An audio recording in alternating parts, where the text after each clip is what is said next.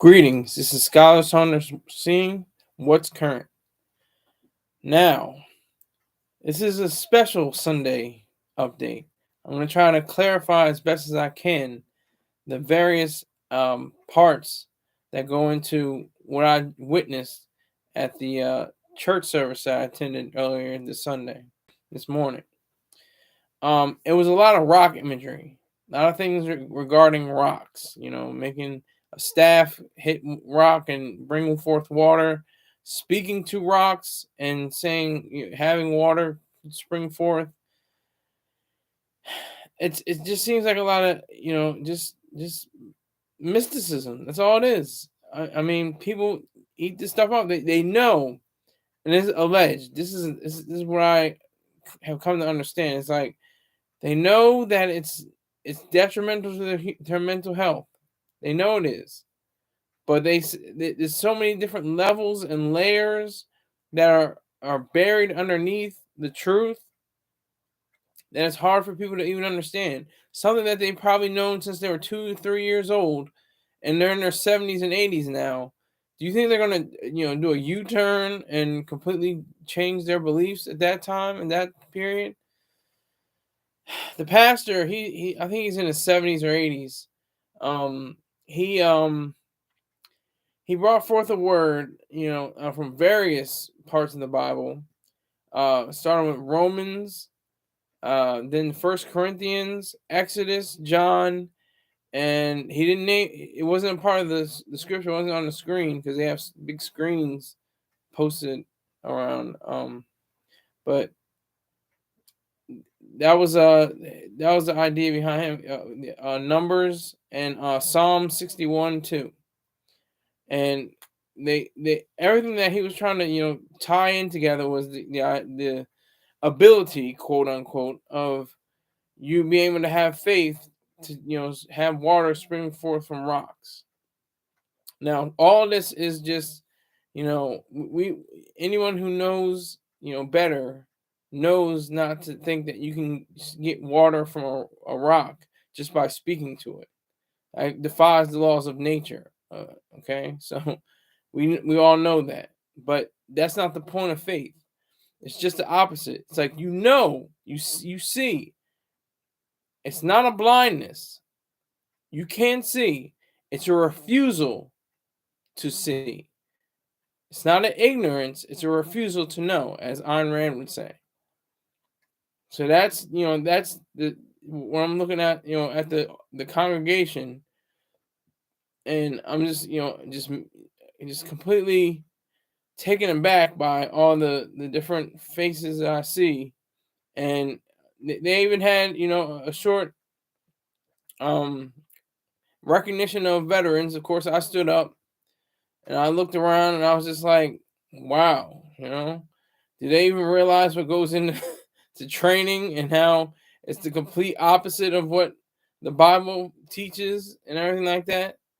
But they try to, say scriptures that relate to being a warrior and being a soldier for Christ and you're going to go to heaven. It's very detrimental to human health, to mental health. That's what it is. It's a bad sign psychologically. That's what Ayn Rand would say. To put your faith, to put all of your trust, your ideas, your thought power into something that doesn't exist, like God. Okay? And you're an adult, you're a grown up, and you know better. How does that even make sense? How do you even make that make sense? How do you have that make any kind of connection with your life, despite it being, just folklore, just mysticism, just mythology? Because that's all it is. It's mythology. Parting the Red Sea, then crashing it for all the Egyptian army to be swallowed up by the ocean. All mysticism, all mythology, all folklore. And it's amazing how it continues. It's amazing how over the centuries, the millennia, it has stuck. And it's amazing how We say, "Oh, that's Greek mythology. That's Roman mythology. Oh, that's not no, it's not Christian mythology. Oh no, no, that's not. Of course it is. You can't base this in reality.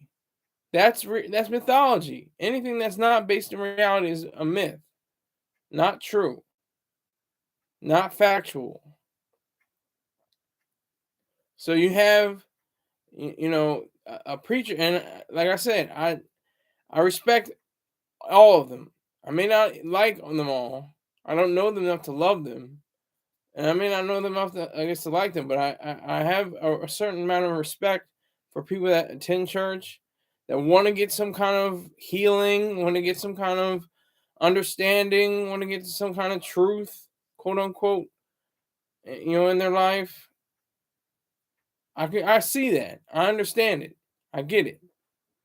I was there. I already told the story. I've been 16 years down into Christianity, and I'm pulling myself up right now, pulling myself out of that rut of 16 years. Still, have damage from that. It could have perpetuated my bipolar disorder. Who knows? But I'm no longer a believer in the theory of God.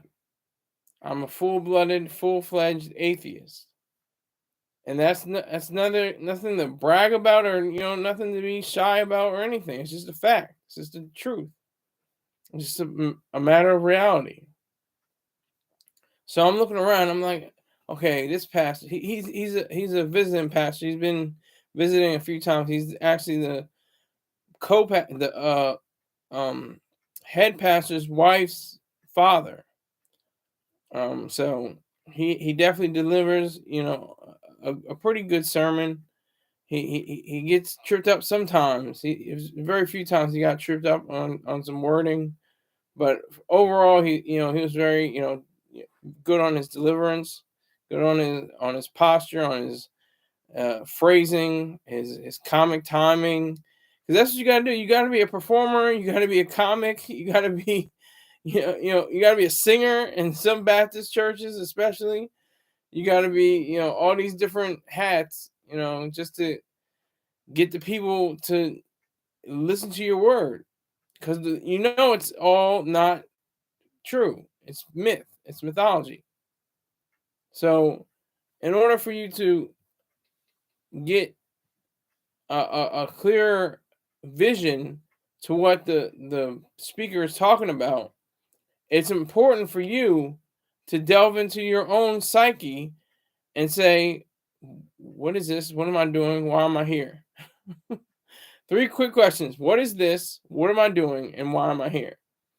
Well, I say for this, what is this? This is a sermon prepared by a mystified person,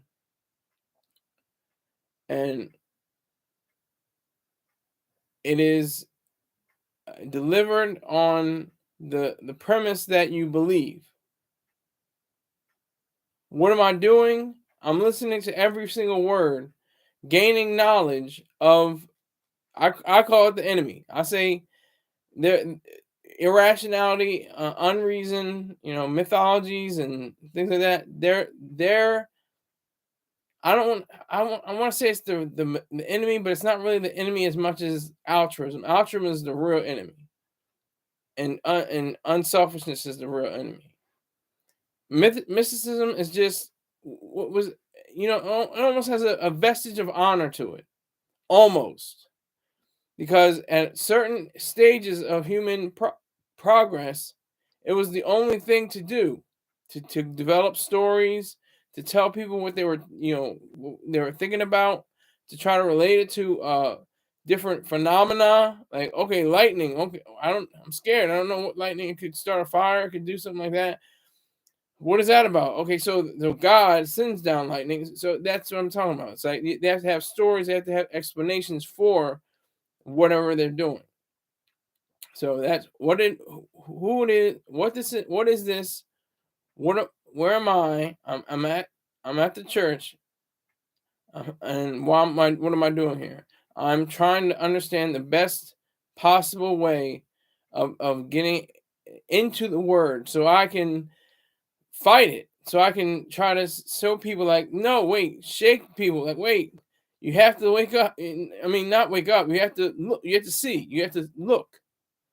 Don't avert your eyes like you've been doing for 30 years or 40 years, 50 years, 60 years, and so on and so on. Don't avert your eyes because you're already awake. You're woke. You're awake. You're alive. You're cognizant. You're conscious. But you're averting your eyes. You're turning over. You're turning this way. You're turning that way. You're not looking straight ahead. Oh, atheism. Oh, non-belief. Oh, reality. Oh my God. It's not a blindness. It's refusal to see. Not an ignorance. It's a refusal to know. It's the refusal. That's the part that gets so ingrained in people. It gets so very wound up in people's minds. The idea of Jesus, the idea of Muhammad, the idea of Buddha, the idea of so many other gods and goddesses and different faith-based ideologies. It just has to happen to be Jesus is the number one in the world, whether Catholic or Protestant or non-denominational, or whatever the case may be. He has taken over the minds of the populace. And it's just interesting. It's like just a little mini scientific experiments for me. It's just my selfish, gratification for going to church.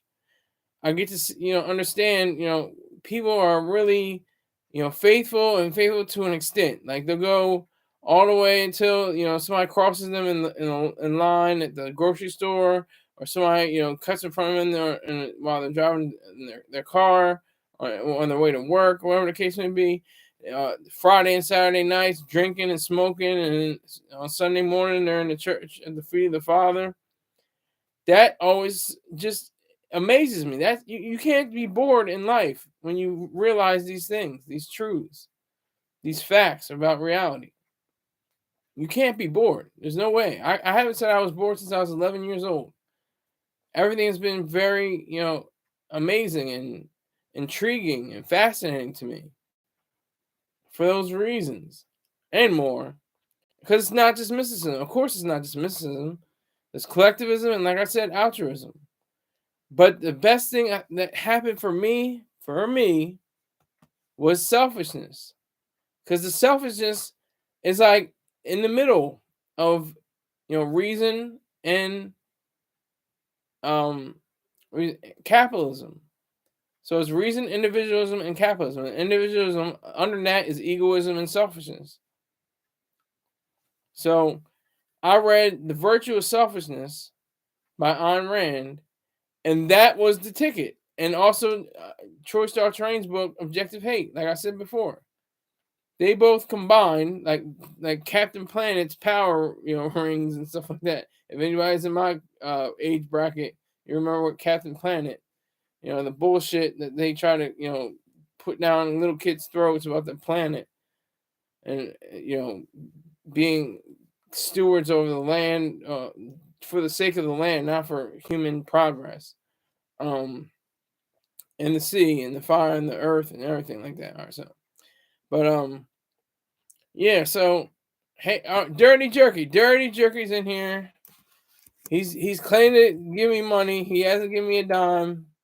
I've already said how much you owe me at least $50 because you said did you get the money and you didn't do anything about it.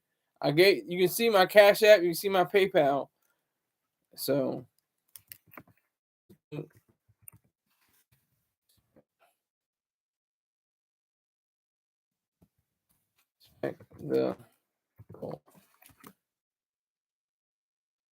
so what time you're in UK, right? Let me see what time it is over there. It's going towards my bank account. It's going towards a good cause. It's going to a very good cause, my bank account.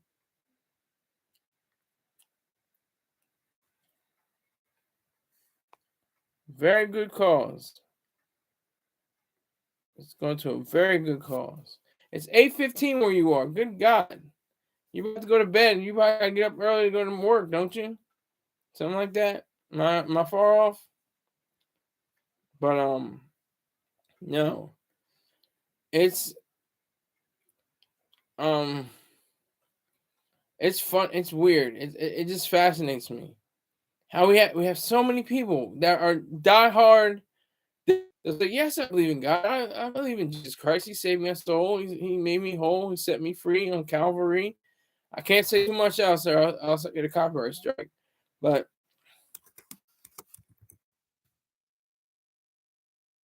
that's the gist of it.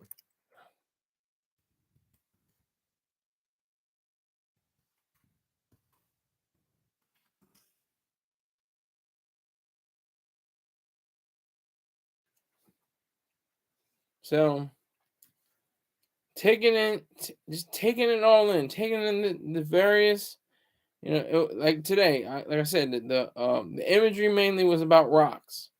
You know, Moses tapping his staff that was blessed by the Lord on the rocks to give water to the people, the Israelites. People want to, they're complaining, and why how come there's no water? Where's the water, Moses? I thought you were supposed to give us water. So like he's like, why are you quarreling with me? What are you messing with me for? I'm the one that brought you out of bondage. I'm just trying to show you the right way. And there's another thing I learned too. There was a famine in the promised land. I'm thinking the promised land is like, the second Eden or another Eden. It's everything. It's got a garden. It's got everything you need, everything possible. And what is Eden anyway? What is Eden other than two robots and not touching the tree of knowledge or the reason, not touching the tree of good and evil, which is the tree of morality or ethics. So you can't have knowledge, you can't have epistemology, you can't have reason, and you can't have ethics, you can't have morality, you can't have selfishness. You can't have that. But you can eat everything else. But the woman, Eve, she said, you know what? No, I'm smarter than you. I'm more thoughtful. We're going to eat from these trees, and we're going to have life, because that's what happened. That you didn't have. They were living, but they didn't have life, or they had life, but they weren't living. I should say that's probably better. They had life, but they weren't living. What was up? What was there to do? They didn't have work. They didn't have sexual enjoyment. They didn't have knowledge of the reality around them. They didn't have ethics and morals. That was Eden. Why would you want to live in that? Why would you want to even think about living in that? And so we don't live in Eden. We say the snake was punished, and that's another thing about snakes. I think is horrible. Is that people think snakes are scary and ugly and nasty. Snakes are some of the coolest animals on the planet. You just have to be careful of them. They're by nature, they're not, cognizant. They don't have consciousness. They just act on instinct. So if you get bitten, or if you're tied up by a python and your life is sucked away from you by being crushed to death, or being wrapped around, so that's a totally different issue. But that's one of the worst things that came out of the Bible. I think the hatred for nature, especially like snakes and stuff like that. That hatred that exists. It should be a love of snakes. They're gorgeous creatures. They're wonderful. They have great you know speed and abilities. So I think that was one of the worst things to ever come out of the Bible. Um, just getting back to the rocks. So Moses strikes the rock and water comes forth. Yay. I'm saying this. People will say small hats, all that like that, but I say this because I'm a human being, not just an ally, but a human being of the Jewish people, of Jews. I say this in lightness and saying this in just to bring some levity to. They're Jews. They're complaining. What do you expect? Come on, it's like niggers. They complain about why we ain't got this. How come we ain't got that? What's wrong with it? That's niggers. Jews. Oh, why he got? Why do we have this? I can't. I don't know a Jewish accent. I'm just. Why do we have water? We need water. We need water. That's the best accent I can do. I'm sorry, but that whole idea of rocks, being able to spring forth water just because of a staff hit it or you speak towards them. That's the reality we're living in. We have mechanical engineers, nuclear physicists, we have biologists, secretaries of state, like presidents. It doesn't matter. They have to either in whole or in part believe everything that comes out, the things that come out of the Bible, in whole or in part. They believe. They have some kind of retention. They retain some kind of idealism that is in the Bible. That is what's so confounding to me, but only because I know better. If I didn't know any better, I'd be like, yeah, that's about right. Yeah, okay. And like, you talk about so many things like the rocks and so many things, and that's one of the key elements of the Bible. I don't need rocks crying out for me, and he moved the rock, and or the boulder, a large rock, and he wasn't in the tomb. Rocks do play a lot of attention. Whose name means rock? Peter, Petro, Pedro. Peter's name means rock. He said, I will build my church upon this rock. I'm Peter. Pedro, rock. So rock appears a lot of times in the Bible and throughout. It's a fascinating, and like I said, Patton Oswalt was right. The Bible is a fascinating read. It's got incest and rape and murder and kill, all kinds of back and forth arguments, and it's just like, and it's why it's been a part of literature for centuries and probably almost millennia. It's been a part of multiple people's oeuvre, I should say, from Shakespeare to Spielberg. It's all in there. The Bible has so many different facets to it. I want to learn more. I want to learn more about the Bible. I want to learn about the Hadith. I want to learn about the Torah. I want to learn about the Quran. I want to learn all these Bible and Quran and Torah and other sacred dealing with. I'm already dealing with people, the 95 percenters. I'm in that 5%. I'm a 5%er. They say the poor righteous teachers of the nations of gods and earths have 85% of the people are dumb, deaf, and blind. They don't know what is going on. But I don't think they're deaf and blind. I think they're, they have hearing and sound and sight, but they refuse to hear and they refuse to see. 10% know what's going on. That takes us to 95%. They're like Wall Street, Silicon Valley, the Illuminati, people of great either intellectual stature, the intellectuals, the academics. Those are like the 10%.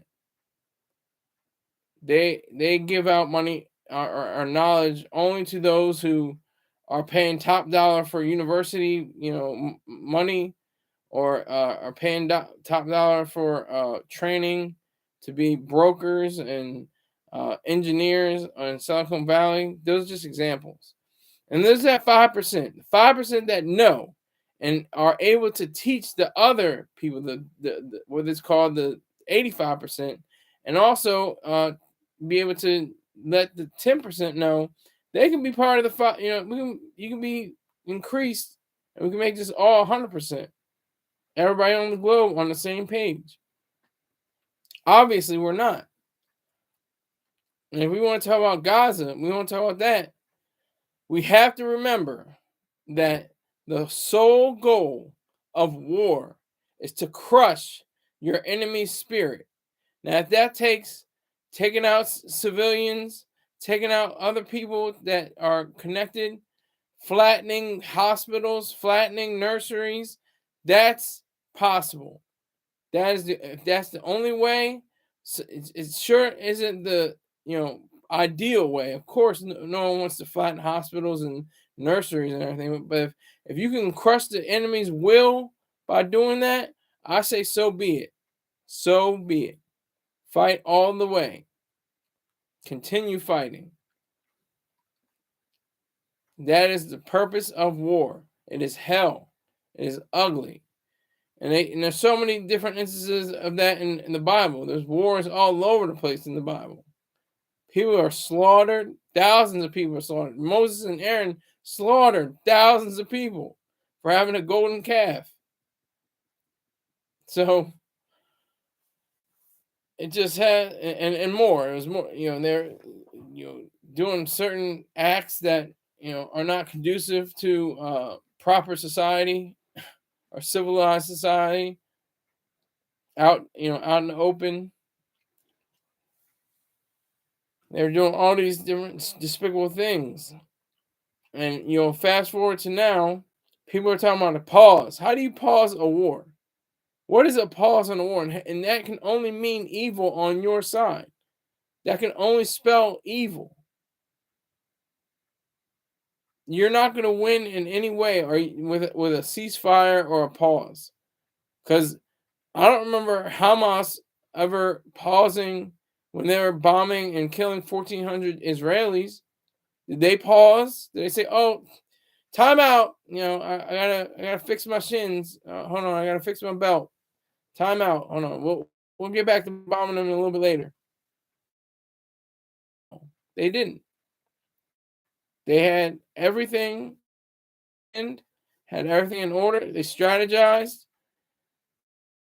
Israelis, sadly, were slain,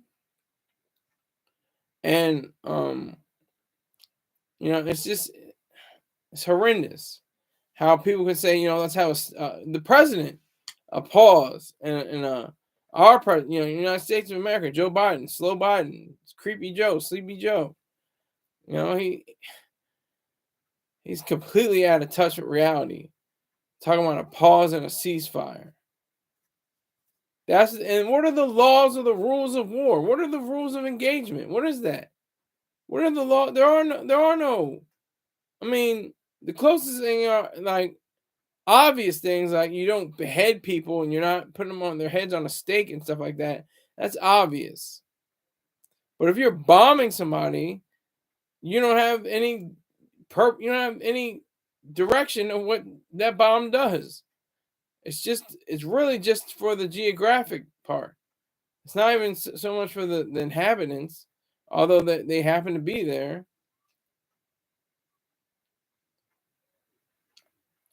I've gone off course. But I'm still on the same subject. Because the same people, the people that, I raised up from my seat when they recognized the veterans, because it's Veterans Day weekend. It was Veterans Day proper yesterday. The whole weekend was, and the Marine Corps birthday was on Friday, of course. Hoorah. And I already gave that show. That was a great show. That was my biggest show for donations. That was beautiful. I love that. But so it takes the efforts of people to really recognize we're killers. I'm a killer. I was born to fight, trained to kill, ready to die, never will. Okay? I was trained to kill people. If it wasn't directly killing people, like stabbing them in their neck or shooting them between their eyes, which I was trained to do, both things, it was either to record the flight hours of the pilots. Who? What do? They got bombs and missiles on their planes, and that's what they do. They fire missiles and rockets and drop bombs. I was part of that. I wrote the flight hours for those pilots. I'm accessory to a crime, quote unquote. Whatever a war crime is. It's weird. Rules of engagement are goofy and vague and arbitrary and subjective. I understand, beheading little babies, you don't do. That's something that you don't do. But that's not what the Israeli army is doing, or the Israeli Defense Forces, IDF. The IDF aren't, busying themselves with saying, how many little baby heads can we cut off today? No, they're defending themselves. They're showing themselves, approved and showing the fighting spirit, the esprit de corps that is required, and making sure that these people are brought to their knees. Not even people, these savages, these brutes are brought to their knees. And they have to say, "Oh, we give up. We're sorry. We don't want it anymore. It's too much." And like so many other people have said, so simple what you do with hostages, or I would say prisoners of war. You give the demands to the people, to these brutes, these savages. I keep on calling them people, but I guess they are technically still people. But you give the brutes and savages their wants and needs. You satisfy every one of them. If they want a cheeseburger at 3 o'clock in the morning, make sure they get that. If they want, brand new Lamborghinis and Ferraris, make sure you provide them that. And then, all the hostages or the prisoners of war are released. Okay, and they're stuck by themselves with their cars and their cheeseburgers and everything like that, and then you just bomb them. And the only thing be, it wouldn't be a sacrifice, even if it's brand new Lamborghinis or Ferraris, whatever the case may be. They probably just want money. Give them the money, forward them the money, line them the money, drop a line on them, and then sit back, let all the prisoners of war, hostages, or whatever you want to call them, escape into safety, and then you bomb them. You bomb them because you don't have a right to say, "Hey, what?" They don't have a right to say, "Hey, wait a minute, you didn't hold up your promise. You said you were going to give us all we wanted, and well, you did get what you wanted, and now we have to bomb you because you held our prisoners of war." You know, so you're not above the law. You're not above anything. We're not on an even keel with trust, with the truth on you. We can lie to you. You are an offender. You are somebody that is uh, an accomplice to evil. So that's basically my whole little spiel on that. But returning on the Sunday update. On the Sunday update, it was my personal idea, to make sure I got the scriptures down. This time I paid attention closely to what he had to say, even though I don't remember exactly everything he said. But he basically had the same idea of, faith can move anything. Faith, if you have faith, you can do whatever. You can call water from rocks. You can do all kinds of things through faith, through mysticism. They don't say mysticism; they say faith. They hardly say religion. They definitely say faith, though. Because religion, can you say, "Oh, that's like your ritual. That's like what you do every day, and it's like a religion." But faith, I'm not even going to get into the. I always mess up the definition, so I'm not going to explain it. But faith is basically what 95% of the world claims to be their driving force. They claim to have it. They claim to say that faith is their you know, one and only, source of power and light and life, faith.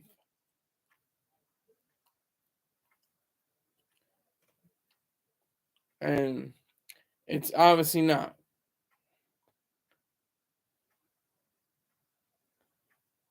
Faith, I would say Ayn Rand's definition, faith is the acceptance of ideas in the absence of evidence.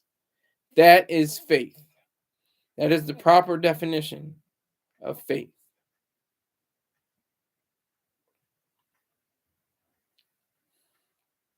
So, if you ever wanted to know about the Sunday the Sunday update, it is rooted in reason, and its fight isn't even with faith, really. It's not even with mysticism or collectivism. It's mainly with altruism, because that's what it is. That is the power that stops all of it. The question: why? Why have faith? Why put somebody else's life before my own? Why should I sacrifice day in and day out for somebody else's behalf and never pay attention to my own needs and wants? Why? And once you can't answer that question, you have to be selfish. You have to be a selfish individual. And that's not, knocking people in the nose and saying, give me that steak right there on that plate. That's not selfishness. That's irrationality. Selfishness is saying you are worthy of living, that your entire system, your whole body, your mind, everything about you, your whole entire entity is worth the life that you have. It's worth living. That's what's special. That's what is creates a world that is, interesting and flourishing and thriving. But you can't do it. It's an attempt. It's all an attempt. It's all an attempt, because it's altruism. Altruism is the key.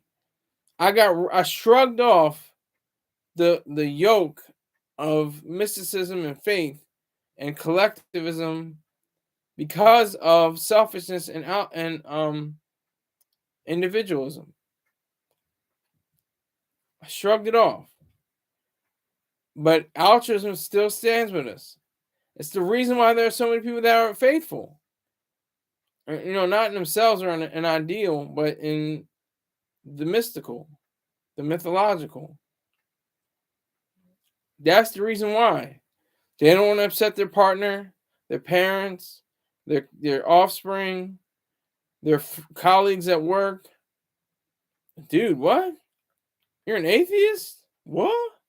Son, you're an atheist? Daddy, you're an atheist? Like, it's all other people. It's all in other people's eyes.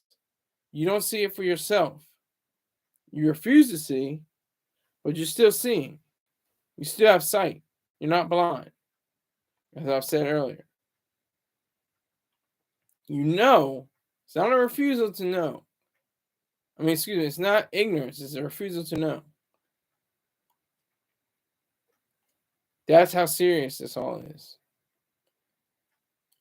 This is life. It's all life. Millions of people across this country. Millions. The greatest country in the history of man. The noblest nation ever devised. And we still are clinging to these ideals. And it's corrupting our thoughts. It's saying that abortion is evil. It's saying that, getting into stupid, sacrificial, evil wars is admissible and tolerable. It's saying that you can't drink this juice because it has whatever vitamins or drugs or supplements in it. You can't eat this food because it wasn't prepared. It was prepared by genetically modified organisms. That's where we are. And it's because of altruism. I want to say mysticism and collectivism, but that's too easy. Mysticism and collectivism are pretty much dead. The only thing that keeps them alive is the melanoma or the blood disease, blood cancer, known as altruism. It's the sacrifice. It's the detriment to your own life to help somebody else. That's it. That's altruism. Not helping somebody else. Helping someone else can be selfish and rational and beautiful. That's great. You're helping somebody else that you care about, that you value. But to denigrate yourself, to degrade yourself, that's altruism when you're helping somebody. You're saying, well, I don't want to do this, and goes against my entire character, my entire belief system, but I'll do it out of selflessness and unselfishness. Altruism and collectivism are very closely linked. And collectivism and mysticism are closely linked. That's why they go in that order. Mysticism, collectivism, and altruism. And they're opposites: reason, individualism, and capitalism. That's the power. That's the power that people hold over each other. That's the power that pastors and reverends held in their sermons. They're very sincere. At least from my knowledge. I mean, when they get behind closed doors, I'm sure it's a different scenario, and of course, across the board. But I'm not even talking about that. I'm just talking about in your face during the sermon. The only time you can really record, I can't record, what goes on in their bedrooms or in their, even in their boardrooms. Some of them, I don't know what that's like, but I know what their sermons are like. I know it's like when I hear them say whatever they're going to say. So it's amazing to me. It's something that is completely powerful. The human mind. I mean, that there's three. The soil is philosophy. The soil is philosophy. Biology, chemistry, and physics are just three of the main trees in the forest, and the soil is philosophy. But the other trees that I think are amazing are oceanography, astronomy, and psychology.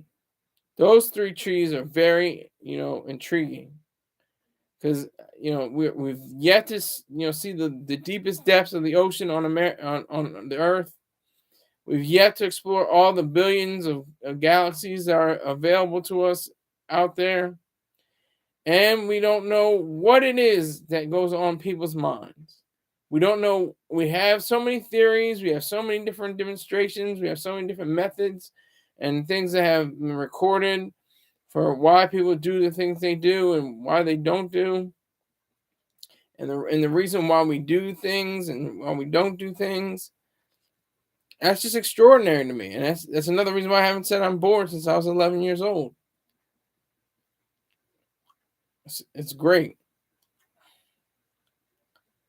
It's absolutely great to be able to explore these trees of the forest. And I'm talking about trees and rocks. He was just talking all about rocks today.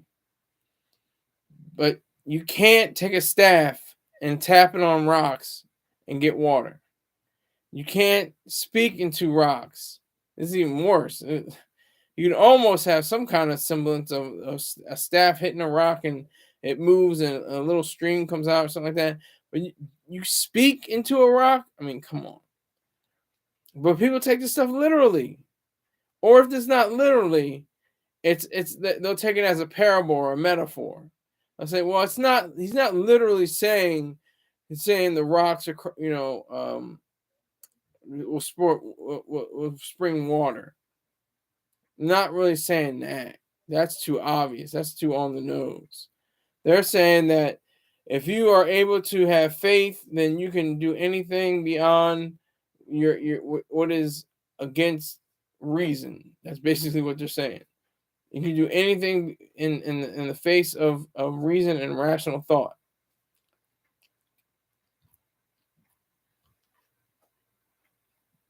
That's the truth of all this. So when you have people that are so engrossed with the idea of being a somewhat, I want to say, I'll just say mystified. They're just mystified, and that's evil. It's not. They're not evil, but the practice is. The practice of mysticism is evil. But you're not going to say 95% of the population is evil, quote unquote. They're misled. They're hoodwinked, led astray, bamboozled, and it takes a genius like Ayn Rand to set it straight. That was the beauty of her whole life. And what is the beauty of her philosophy? Is that she said it in such simple terms, with such clarity and with such force and such power. Yet some people still dismiss. Oh well, she was just saying that because she was a immigrant and she didn't have enough sense to say anything else, or whatever. You can say so many excuses and so many fallacies. you know she was just a novelist. She just wrote stories, and whatever philosophy, quote unquote, she had that with her novels, that it only corresponded with stories. That's it. Well, what do you think the Bible is? What do you think the Quran is? What do you think they are? They're all stories. It's folklore.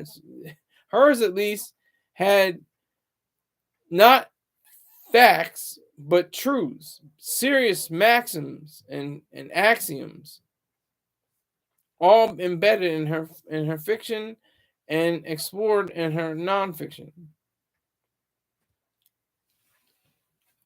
That was the power. That was the greatness of Ayn Rand, and what still continues to be her greatness through all these years. And I just, it just amazes me. I'm just looking at this preacher, this reverend, this pillar of the community, as they say, and he's just spouting all of this. I'm not gonna call it garbage. I'm just gonna say it's just I guess the closest thing, the catchword is fake news.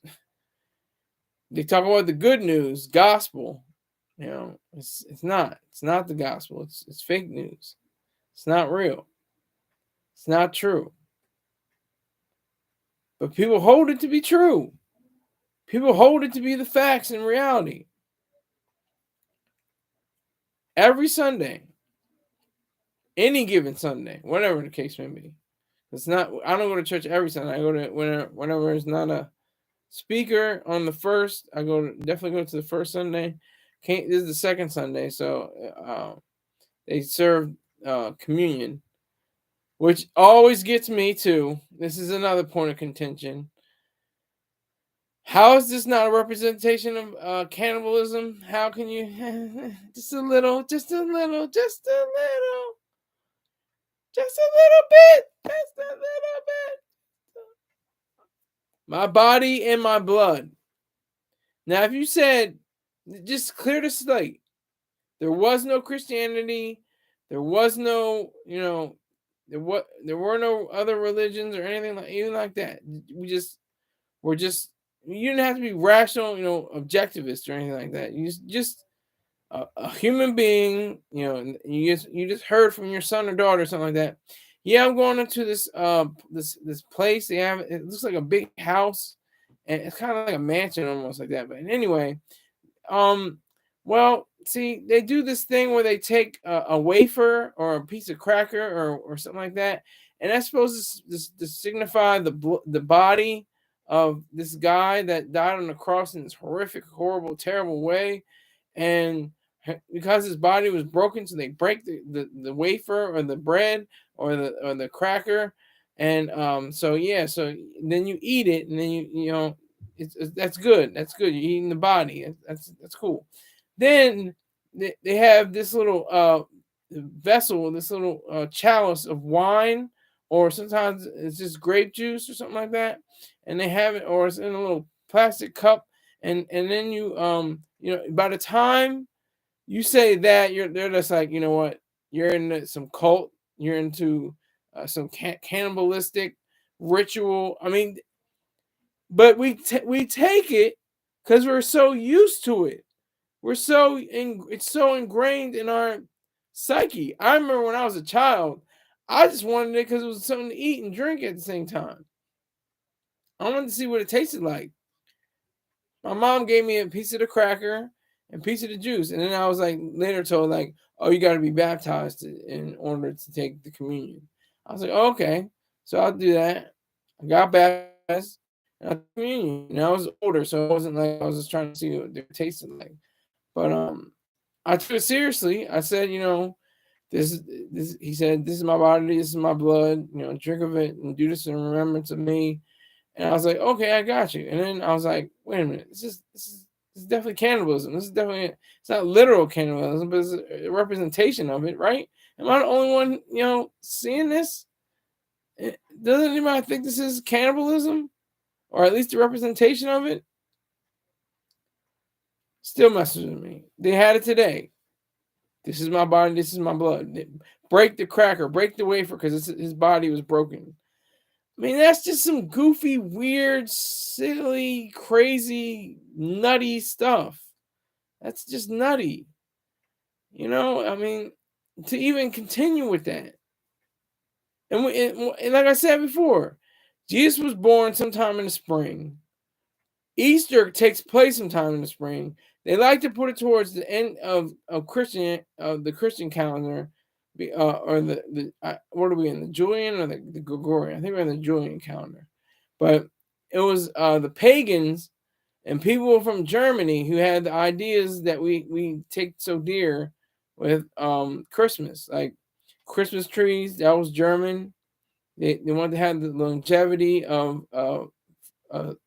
evergreen tree to be placed in the house. You know, since all the leaves have fallen off the other trees, this is a representation of life to be brought into the home. Pagans, you know, had rituals for the days of celebration, giving gifts and things like that. But Christians, they just bogarted and said, nope, nope, nope, nope. He was born on Christmas Day, December 25th.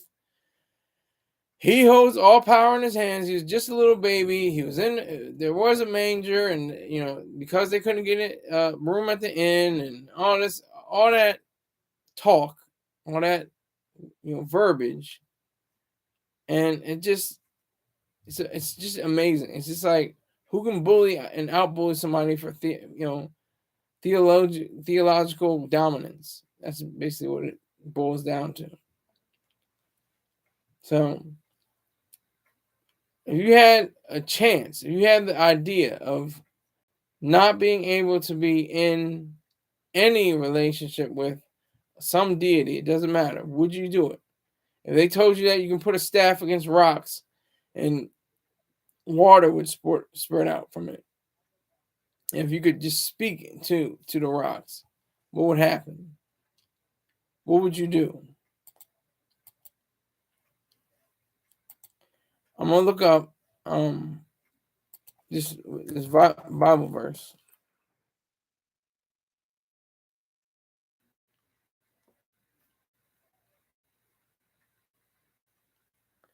Psalm 61:2. Hold on.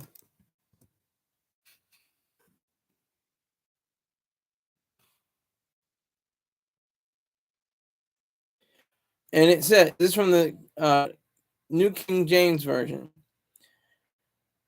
From the end of the earth will I cry unto thee when my heart is overwhelmed. Lead me to the rock that is higher than I. Now, I'm not talking crack rocks. The whole time I have not been, referencing the crack rock. They talk about rocks, all this stuff. I'm not talking about crack rocks. I'm talking about actual like broken down boulders from mountains and stuff.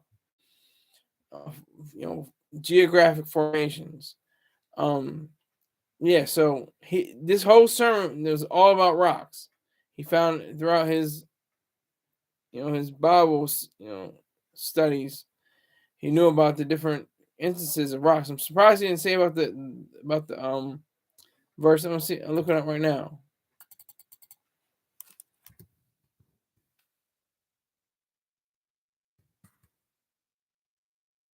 Luke 19:39-40 says Jesus answers. It says, "Teacher, rebuke your disciples." Jesus answers, "I tell you, if these were silent, the very stones would cry out." So that's another idea of stones or rocks, and people saying rocks were crying out. But that's what's so weird about all of this, because you say, "Oh well, that's just a metaphor. It's not really real." So what is real? What is true? What is not just a metaphor? What is just the truth? What can we say is reality? What can we say is possible to us? How can we say that it's real? What is actual the reality of it? Why is Jesus, you know, resurrection from the cross? How is that? How is that not a metaphor? How is that taken literally? They pick and choose. That's the thing. They go back and they say, well, that's not really. He was saying metaphorically. He was saying as a parable. It's not that true. Okay, so Jesus' death and resurrection, were they parables? Was that truth? Was that reality? Did that actually come true or not? You tell me. I would love to know. You let me know. That's facts and reality, but everything else is just a metaphor, just a parable, and just a teaching moment. Had 3 people in here, now they all gone. It's funny. They're probably looking at one thing. They're like, "Oh, can't get him out of here. I can't." So, no, it's. I'm fortunate. I'm very fortunate. I'm not lucky. I'm not blessed. I'm fortunate that I was able to find relatively early, 19 years old, when I was fully committed. 15 is when I was introduced to Iron Man. Maybe 13, maybe about that. Maybe 13, 14. I was introduced to Iron Man, period, with Anthem. My sister had to read that for school. Then I go on a few years later, and I just started collecting the pieces and putting them together. And I come to find out, this woman knew what she was talking about. She was saying what I wanted to say. This is 9/11. This is 11. She said all of this before it happened, and like she's a prophetess, prophetess, whatever you want to say. But she knew exactly what was going to happen before it happened, in so many different ways. The stock market crash and the economic downturn and all kinds of things. She knew about it ahead of time. From the 30s to 30s and 40s and 50s and 60s, 70s, 80s, early 80s, she gave away her thoughts, not for free. She didn't give them away for free, but she gave away her thoughts and allowed them to be free, allowed people to be liberated in their intellectual adventure. That's something to marvel at. That's something to take into consideration. That's something that I hold on to my heart, my mind. I'm glad to be an objectivist. I thank you very much. I had a few people come in. Nobody came in. Nobody dropped a dollar. Nobody was in the chat, but that's fine too. It's probably because it's a Sunday, not a day of the news. So I appreciate that one like and the people that came through. I think I'm up to like 4 or 5 for the count, but I appreciate it. I didn't announce it, so thank you very much. Take care.